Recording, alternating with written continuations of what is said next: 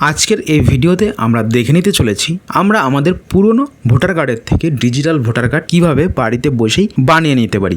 চলো বন্ধুরা ভিডিওটি শুরু করা যাক। সবার প্রথমে ভোটার কার্ডের যে অফিসিয়াল ওয়েবসাইটটি রয়েছে সেটিতে চলে আসতে হবে, যেটির লিঙ্ক আমরা আমাদের ডেসক্রিপশন বক্সে দিয়ে দেবো। তো পোর্টালটিতে আসার পরে তোমাদের এখানে এরকম একটি ইন্টারফেস দেখানো হবে, যেখান থেকে তোমরা সাইন আপ করে নেবে। তো এখানে সাইন আপ বাটনটি রয়েছে এবং মোবাইল নাম্বার এই ক্যাপচা দিয়ে তোমরা কন্টিনিউতে ক্লিক করে নেবে। এরপরে তোমার ফার্স্ট নেম, লাস্ট নেম এবং একটি পাসওয়ার্ড তোমরা সেট করবে। এরপরে রিকোয়েস্ট ওটিপি করবে এবং এখানে তোমার ওটিপিটি দিয়ে ভেরিফাই করে নেবে। ওয়েবসাইটটি ওপেন হওয়ার পরে আমাদের সামনে এরকম একটি ইন্টারফেস চলে আসবে, যেখানে আমরা 4 নম্বরে পাবো ফর্ম ফিল 8। এটিতে আমরা ক্লিক করব।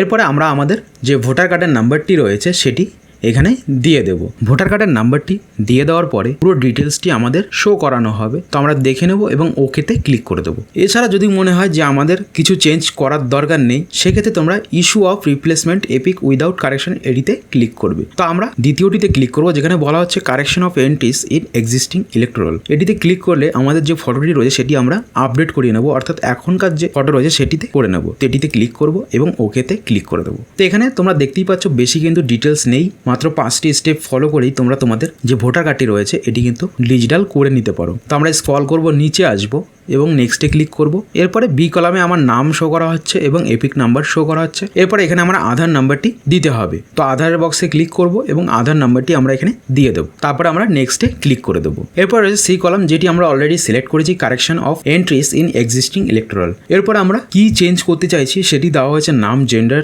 Date of birth, relation type, relative name, address, mobile number, photo. তো আমরা যেহেতু আপডেট ফটোটি দিতে চাইছি সেই জন্য আমরা এখানে ফটোতে ক্লিক করব এবং আমাদের যে ফটোটি রয়েছে সেটি এখানে আপলোড করে দেবো এবং নেক্সটে ক্লিক করে দেবো। এরপরে আমরা যেখান থেকে ফর্মটি ফিল করছি সেই প্লেসটি দিতে হবে এবং এখান থেকে নেক্সটে ক্লিক করতে হবে। এরপরে নিচে একটি ক্যাপচা আছে, সেই ক্যাপচাটি দিয়ে দেবো এবং এখান থেকে প্রিভিউ অ্যান্ড সাবমিটে ক্লিক করে দেবো।